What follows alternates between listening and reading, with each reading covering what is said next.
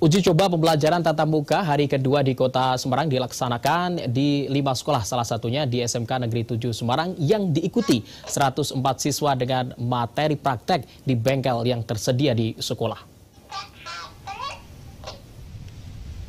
Ketua Satgas Pelaksanaan Adaptasi Kebiasaan Baru SMK Negeri 7 Semarang, Sadar Junaidi, mengatakan pihak sekolah sudah menyeleksi siswa yang dibolehkan masuk saat uji coba pembelajaran tatap muka di masa pandemi COVID-19. Syarat utama siswa dapat mengikuti pembelajaran tatap muka adalah harus mendapatkan izin orang tua. Para siswa juga tidak mempunyai riwayat penyakit. Selain itu, siswa yang mengikuti pembelajaran tatap muka di masa pandemi COVID-19 tidak diizinkan berangkat maupun pulang sekolah dengan menggunakan transportasi umum. Sadar Junaidi menjelaskan, uji coba pembelajaran tatap muka ini diikuti oleh siswa kelas 10. Tercatat 104 siswa kelas 10 yang mengikuti pembelajaran tatap muka dari 8 jurusan yang ada. Untuk 104 siswa dari 8 jurusan, sehingga di setiap bengkel atau 8 bengkel itu ada maksimal 13 siswa yang belajar secara tatap muka. Namun teman-temannya yang di rumah bisa mengikuti lewat online atau daring. Di situ kita memakai aplikasi namanya MS atau Microsoft ya, Teams 365 yang sudah kita pakai hampir selama setahun dalam pembelajaran ini. Jadi anak-anak sudah tidak asing lagi memakai aplikasi tersebut. Kemudian pembelajaran selesai jam 10 seperti biasa, mereka akan dipandu keluar sesuai protokol kesehatan. Pembelajaran tatap muka dimulai pukul 8 hingga 10 waktu Indonesia Barat dengan tetap mengutamakan protokol kesehatan. Agar pembelajaran tatap muka berjalan efektif, lancar, aman, dan tertib, maka pihak sekolah telah menyiapkan dan memastikan sarana dan prasarana sudah terpenuhi sesuai standar operasional prosedur, tidak hanya pada siswa, tapi juga guru dan tenaga kependidikan. Dari 150 guru dan tenaga kependidikan, 141 sudah divaksin, sementara 9 orang belum divaksin. Selain diikuti para siswa yang hadir di sekolah, juga diikuti para siswa secara daring di rumah masing-masing. Dina Anggari, Ragil, TVRI Jawa Tengah. Saudara, selama 2 pekan uji coba pembelajaran tatap muka atau PTM dilakukan pada 140 sekolah di Jawa Tengah, salah satunya di SMK Negeri 7 Kota Semarang. Bagaimanakah sekolah menyiapkan uji coba dan mengantisipasi segala kemungkinan selama uji coba PTM? Kita akan berbincang dengan Kepala SMK Negeri 7 Kota Semarang, Bapak Samiran. Selamat sore, Bapak Samiran. Selamat sore. Ya, Bapak. Waalaikumsalam warahmatullahi wabarakatuh. Bagaimana Pak Samiran terkait persiapan dan juga pelaksanaan di hari kedua ini pembelajaran tatap muka berlangsung? Apakah ada kendala dan bagaimanakah persiapan protokol kesehatan yang ada, Bapak? Iya, sejauh yang saya amati untuk hari kedua ini lebih lancar daripada hari pertama kemarin, dan para peserta pun semakin taat, semakin membudaya lah dalam menaati protokol kesehatan. Demikian. Ya, kemudian berapa lama sekolah menyiapkan persiapan tersebut, Bapak, untuk melaksanakan pembelajaran tatap muka ini, Bapak? Untuk SMK 7 Semarang sebetulnya sudah sejak tahun yang lalu kami sudah menyiapkan diri. Sehingga budaya hidup dengan COVID-19 itu sudah melekat di SMK 7, meskipun mungkin masih perlu peningkatan terus.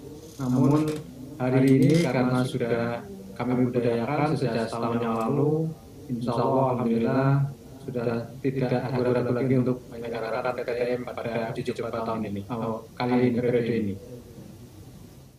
Ya, ini kan sebagaimana yang kita ketahui terkait untuk siswa yang sudah masuk ini kan tidak semuanya masuk, Pak, hanya sebagian saja. Bagaimanakah sekolah ini menyeleksi kriteria bagi siswa yang berhak mengikuti pembelajaran tatap muka secara langsung ini, Pak?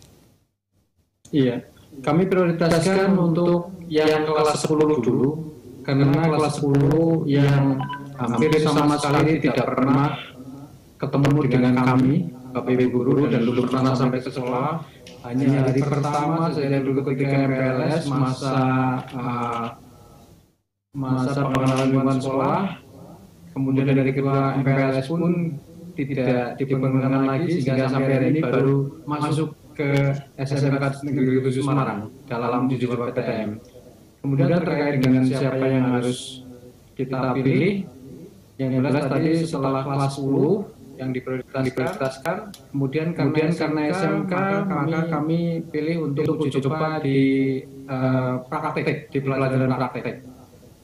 Kemudian yang lainnya adalah bahwa yang pertama kriterianya adalah yang diizinkan oleh orang tua. Yang kedua adalah yang tidak komorbid, tidak punya penyakit penyerta atau bawaan. Dan yang ketiga adalah transportasinya tidak menggunakan kendaraan umum yang lebih aman, entah itu jalan kaki karena dekat atau sendiri, naik kendaraan sendiri atau diantar orang tua. Kemudian jaraknya juga diambil yang paling dekat. Ini kriteria yang kami ambil. Ya, kemudian Bapak, bagaimana respon para orang tua Bapak untuk pembelajaran tatap muka ini? Bagaimanakah sekolah khususnya meyakinkan orang tua agar murid ini bisa mengikuti pembelajaran tatap muka? Ya, dari kelas 10 yang jumlahnya 609 anak, yang belum mengizinkan orang tuanya hanya 27 anak. Sehingga responnya kami sangat luar biasa ini. Dari 609 yang belum diizinkan hanya 27 anak, sehingga kami agak luasa dalam memilih anak ini sendiri. Dan kemudian sosialisasi kepada orang tua juga kami lakukan, dan saat sosialisasi alhamdulillah tidak banyak masalah, tidak banyak protes dari orang tua, karena beliau orang tua nampaknya sangat dari orang tua kalau ada uji coba masuk sekolah. Sehingga kami alhamdulillah tidak begitu ada kendala yang berarti dalam hal orang tuanya juga. Ya, Bapak, sebanyak 104 murid kelas 10 dari 8 jurusan di SMK Negeri 7 Kota Semarang yang mengikuti uji coba PTM. Lantas bagaimana dengan murid yang lain Bapak? Untuk kelas 11 atau 12 mungkin Bapak? Ya. Untuk kelas 11, kelas 12, dan kebetulan di tempat kami SMK 7 Semarang kan sampai kelas 13. Jadi semuanya masih PJJ daring, Pak. Ya, Bapak, kemudian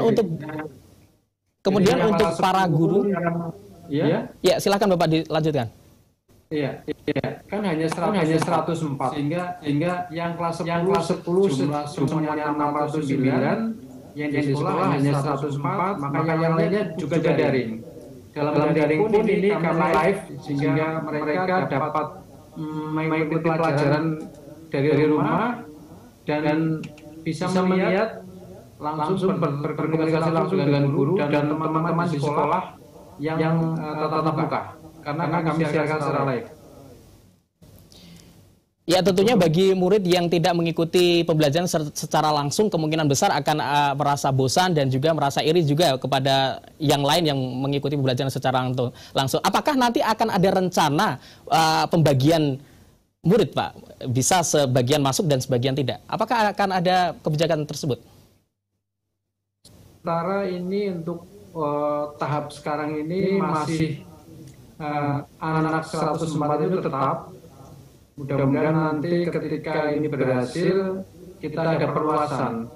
Salah satu perluasan dari prediksi saya adalah digilir, sehingga seluruh siswa nanti akan kebagian untuk tatap muka di sekolah. Dan karena ini baru uji coba, insya Allah meskipun baru status, nanti ada perluasan, sehingga sampai bulan Juli ke depan nanti tahun ini mudah-mudahan bisa sukses dan kita bisa masuknya lebih banyak lagi yang dimasukkan ke sekolah. Ya, kemudian Bapak, terkait guru sendiri, Bapak Ibu guru yang belum divaksin, Bapak, apakah mereka tetap mengikuti pembelajaran, mengajar, ataukah mereka tidak diikutkan? Sementara kami mengambil kebijakan tidak kami ikutkan dan kami WFH-kan, Pak, yang belum divaksin. Demikian, Pak. Bagaimana pihak sekolah menjamin Bapak agar tidak sampai muncul klaster baru adanya COVID-19 ini Bapak? Ya, tadi saya sampaikan bahwa kami telah mengupayakan sejak lama dan kami fasilitas untuk protokol kesehatan kami siapkan sejak dini dan juga budaya hidup bersama COVID-19 kami juga sudah upayakan dan nampaknya sudah semakin melemah protokol kesehatan bersama COVID, hidup bersama COVID. Mungkin ini salah satu jaminan yang bisa kita ciptakan di SMK Negeri 7 Semarang sehingga tidak akan menjadi kluster baru. Apalagi dari 150 guru dan karyawan hanya 8 yang belum memperoleh vaksinasi, sehingga relatif aman sih kalau dilihat dari jumlah guru karyawan yang divaksin hanya 8 dari 150 guru karyawan. Bapak, terkait bagaimanakah pembelajaran bagi siswa yang melakukan praktek secara langsung? Bagaimanakah pengawasannya terhadap mereka? Mengingat bahwa ketika mereka praktek, berkerumun itu pasti dan juga bersentuhan secara langsung. Bagaimanakah para guru mengawasi pada siswa didik tersebut? Ya, di bengkel praktek itu kan cukup luas, tidak seperti di beberapa kelas teori. Ya. Sehingga ketika hanya 13 anak yang masuk ke ruang praktek, apalagi mesinnya juga berjarak ya, lebih dari 1 meter, bahkan lebih dari 1,5 meter, maka insya Allah ini lebih aman dan guru-guru sudah kami wanti-wanti begitu supaya tetap menjaga protokol kesehatan, 5M-nya tetap jalan, harus tetap jalan. Dan kami selalu ada monitoring, apalagi kami telah membentuk satgas adaptasi kebiasaan baru sejak tahun lalu. Mudah-mudahan ini lebih efektif. Ya, untuk 2 hari ini yang sudah berlalu dari hari Senin kemarin, bagaimanakah? Apakah ada kendala yang secara signifikan mengganggu pembelajaran secara langsung di hari kedua ini, Bapak? Kalau secara signifikan kayaknya tidak, hanya kami memang mengantisipasi karena beberapa anak ini beberapa anak itu dijemput oleh orang tua, sehingga yang kami antisipasi adalah supaya orang tua penjemput tidak berkerumun, sehingga kami fasilitasi pada ruang yang lebih luas. Dan sudah berarti untuk ya. Berarti untuk bagaimana siswa itu berangkat dan juga pulang itu dijemput orang tuanya. Tidak dari sekolahan memfasilitasi hal tersebut, Bapak? Ya. Jadi karena tadi filter kami adalah salah satunya adalah mobilitasnya berangkat dan pulangnya adalah aman, jalan kaki yang dekat atau di antara orang tua, maka nampaknya ini sudah dijalankan sendiri oleh orang tua dan sangat mengerti, sehingga orang tua pun dengan sangat lega dan gembira serta senang untuk mengantarkan dan menjemput kembali anak-anaknya. Karena itu kami fasilitasi supaya di jalan juga tidak berkerumun. Ketika saatnya jam pulang sekolah, maka kami mencoba fasilitasi para orang tua di ruang yang cukup leluasa untuk bisa menghindari kerumunan. Yang cukup leluasa untuk.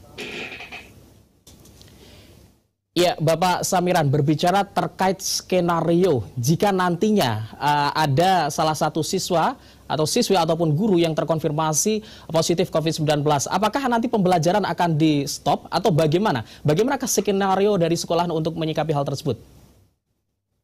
Ya, kebetulan kami sudah kerjasama dengan Dinas Kesehatan Kota Semarang dan juga sudah mendapat izin dari gugus COVID Kota Semarang, sehingga apabila ada yang terpapar, kami langsung kontak dengan beliau-beliau yang katakanlah bekerjasama dengan kami, dan kami pun tadi sudah disurvei, ditengok, divisitasi oleh DKK Kota Semarang.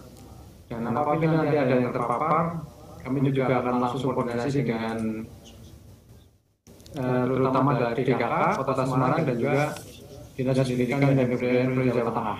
Apakah harus dihentikan atau justru yang terpapar itu harus dikarantina. Namun nampaknya kemarin ada sebuah kesepakatan bila ada yang terpapar mungkin kita hentikan sementara.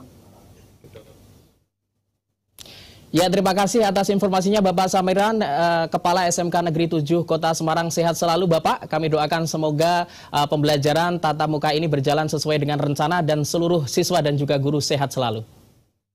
Amin, matur nuwun.